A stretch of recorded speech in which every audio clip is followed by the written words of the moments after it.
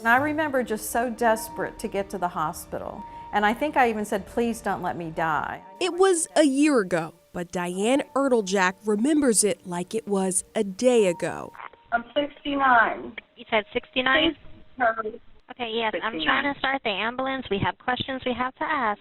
July 2023, Diane felt pressure in her head, confusion, nausea, and serious bleeding. She had her friend call 911. So I'm sending the paramedics there now. Paramedics did come to her Brookhaven home. It was a DeKalb Fire Department crew on their fire truck. They responded within 8 minutes to provide first aid and check for injuries. As a former nurse of 2 decades, Diane felt she knew she needed to be in a hospital, adamant about being taken there. She thought crews were waiting on the ambulance, but there was no ambulance to wait on in the first place. I was kind of going in and out of it. All I remember hearing is there is no ambulance to send. When you heard there is no ambulance to send, what went through your mind?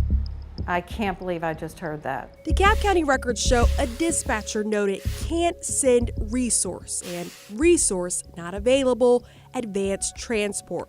A county spokesperson confirms there was no ambulance available at that time, but argued it's only a snapshot of a day in which 23 ambulances were in the system responding to other calls. Instead of the county EMS provider, American Medical Response, or AMR, taking her, Diane's friend drove her to the ER. After that, I woke up in ICU. What was the actual diagnosis? I was diagnosed with water intoxication. According to the National Institutes of Health, that's when sodium levels drop too low and water intake is too high, causing the brain to swell. Diane learned a previous medication played a role in her low sodium levels. Now that I look back, I'm appalled. Like, where are the ambulances? I don't know the logistics of why they're not around or why there wasn't one for the day I needed it. Brookhaven City Manager This is just unacceptable. Christian Sigmund. The industry term for that is a NAT, which is an acronym for No Available Transport.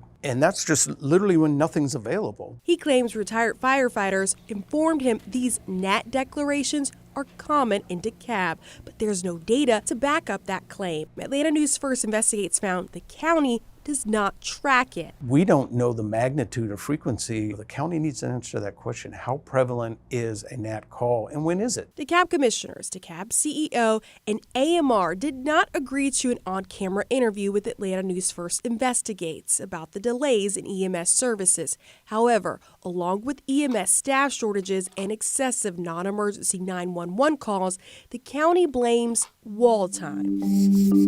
Wall time, known as the time paramedics wait at hospital ERs or hospital parking lots until hospital staff are ready to accept the patient handoff. For instance, for the last 3 years, Grady's hospital wall time was roughly 21 minutes. While Piedmont and Emory did not provide data, a DeKalb County spokesperson argues the average wall time across the metro is 55 minutes. Despite those factors, Sigmund maintains the delays boil down to years-long leadership issues. DeKalb County leadership could make this a priority and say this is, our most basic service. We want to make sure it's done right and then hold AMR's feet to the fire. That's the first part of the management leadership issue, but we're demanding either they figure it out or let us provide the service. As for neighbors, like Diane, I'm a little leery. I think the next time somebody told me, well, call Uber first, you'll get better response.